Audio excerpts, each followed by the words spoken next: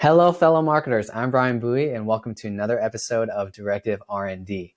In the lab today, we're going to be reviewing a landing page test about a very common offer you'll see in the SaaS marketplace, which is starting a free trial.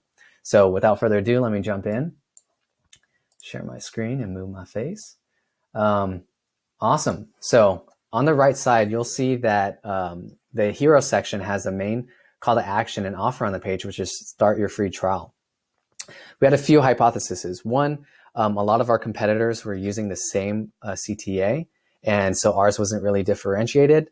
And we thought it was a little bit stiff and maybe a little bit causing too much friction in the buying funnel when trying to convert a user on this page where we're asking right away to start your free trial.